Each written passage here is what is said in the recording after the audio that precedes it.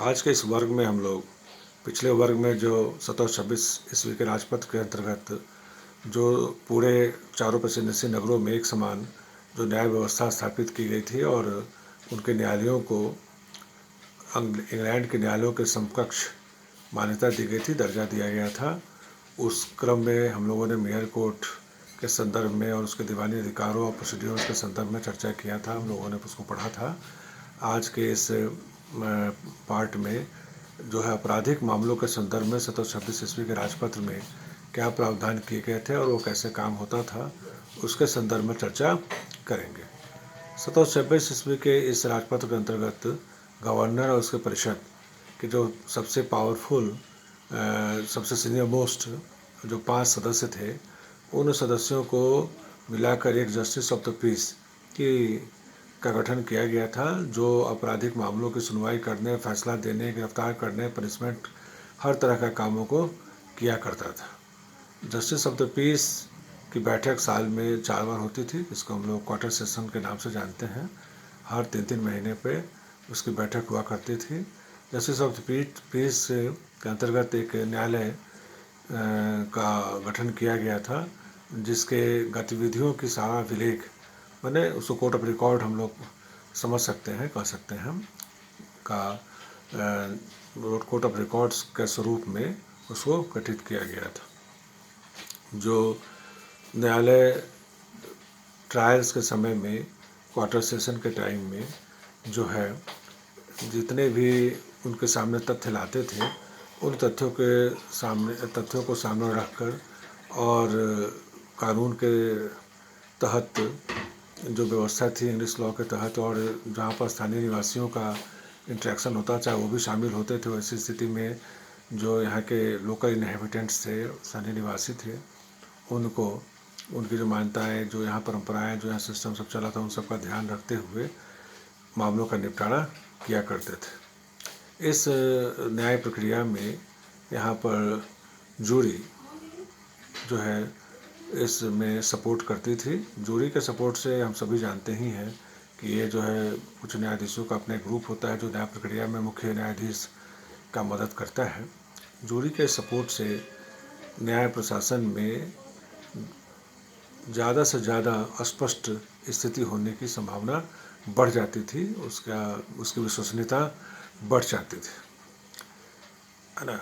इस तरह से इस 1726 के राजपत्र में आपराधिक मामलों के सुनवाई का प्रावधान जस्टिस ऑफ द पीस और जो क्वार्टर सेशन के माध्यम से करता था, जूरी की हेल्प से, इंग्लिश लॉ, लोकल जो भी यहाँ की मान्यताएं थी, परंपराएं थी, लॉ से सबों का ध्यान रखते हुए निपटारा किया करते थे। 1726 ईस्वी के राजपत्र में ही कंपनी को कुछ विधायिका संबंधित, लेजिस्लेचर संबंधित भी अधिकार दिए गए थे, जिसमें गवर्नर एंड काउंसिल को यह पावर दिया गया था कि वह अपने यहाँ नियम, परिनियम, विधि, उपविधि और अध्यादेश भी बना सकती है और उसको अपने स्थापन में, एस्टेब्लिशमेंट में जारी कर सकती है।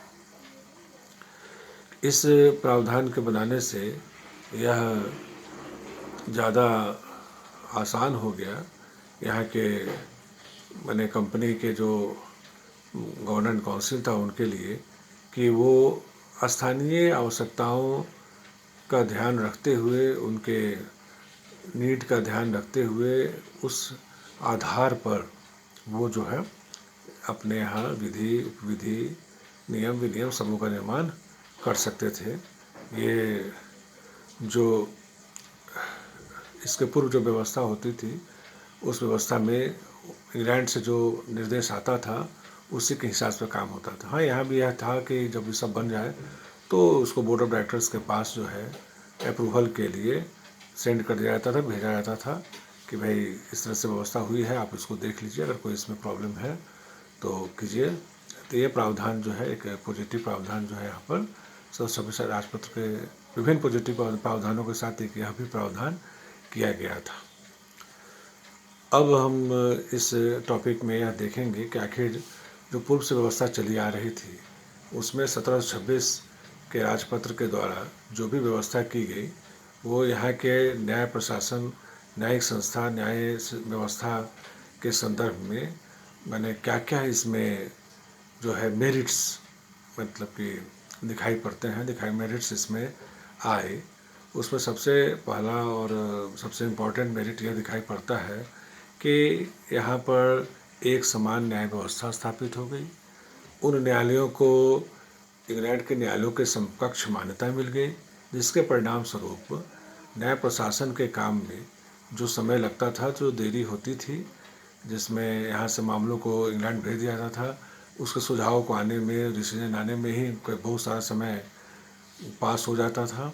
वो सब प्रॉब्लम जो है यहाँ समाप्त हुई। और यहाँ जो कोर्ट बनाए गए, जैसे मेयर कोर्ट ही है या फिर हम लोगों ने देखा जस्टिस ऑफ द पीस है, उन सबों को क्षेत्राधिकार को सुस्पष्ट और बेहतरीन ढंग से स्थापित कर दिया गया कि आपको क्या काम करना है, क्या कहाँ तक देखना है और कैसे करना है। ये सारी चीज़ों को यहाँ पर व्यवस्थित स्वरूप देने का प्रयास किया गया है, जिसको हम लोग मेरिट के रूप में ले सकते हैं। एक और यहाँ पॉजिटिव चीज़ था जो पहले नहीं था कि यहाँ पर पक्षों को अपील में जाने की छूट भी मिली थी कि वो अपील में भी जा सकता था। अगर हमको मेयर कोर्ट के डिसीजन से सामने नहीं है तो हम अपील में गवर्नमेंट काउंसिल के पास जा सकते थे। अगर उसके भी डिसीजन से सामने नहीं है तो हम इंग्लैंड के किंग काउंसिल, जिसे हम प्रीवी काउंसिल भी कहते हैं, वहाँ भी हम अपील में जा सकते हैं। अपील का होना नेचुरल जस्टिस के लिए सबसे अनिवार्य आवश्यकताओं में से सबसे महत्वपूर्ण है। तो यह व्यवस्था भी यहाँ पर किया गया था, जो कि जिसको हम लोग अपने पॉजिटिव रूप में ले सकते हैं, है ना। और सबसे बड़ा एक और चीज़ थी जो पिछले में था कि अगर किसी भी गवर्नमेंट काउंसिल किसी भी मेयर को या अल्डरमैन को बिना शोकोज किए अगर हटाने का प्रयास करती है तो उस प्रावधान को भी यहाँ रोका गया था कि बिना शोकोज किए हुए, बिना उनका पक्ष लिए हुए उनको नहीं हटाया जा सकता था। फिर भी अगर किसी अल्डरमैन को हटा दिया गया है उसके काम से तो वो इंग्लैंड में प्रीवी काउंसिल में अपील कर सकता था अपने बर्खास्तगी के आदेश के विरोध में।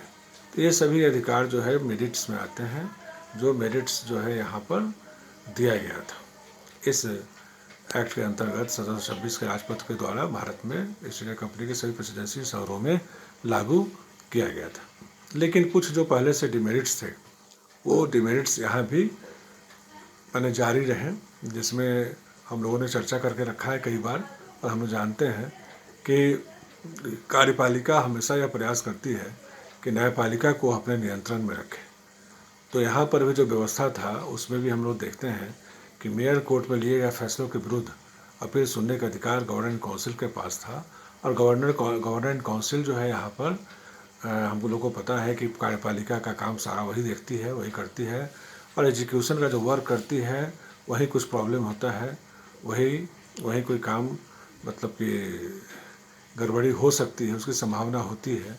तो जब हम अगर अपने न्याय के लिए उसके पास जाएं तो वो अपने पक्ष को हमेशा सुरक्षित रहने का प्रयास करता है। तो यहाँ भी जो पूर्व की तरह जो एग्जीक्यूटिव है, गवर्नमेंट काउंसिल है, वो यहाँ भी प्रभावशाली है।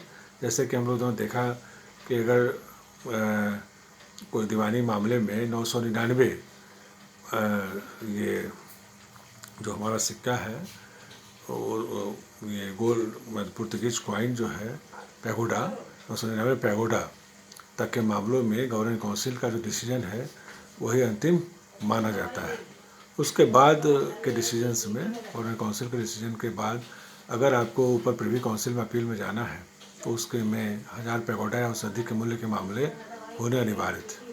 तो हम इस चीज़ को समझ सकते हैं कि कितना यह व्यावहारिक था कि चूँकि इतना ज़्यादा वैल्यू का चीज़ों में मामलों की संख्या बहुत न्यून थी, बहुत कम थी, जबकि कम मूल्य के मामलों में गवर्नमेंट काउंसिल का ही निर्णय जो है वह मतलब कि लास्ट कर जाता था, अंत हो जाता था। इस प्रकार यहाँ पर गवर्नमेंट काउंसिल जो है कार्यपालिका न्यायपालिका पर हावी थी।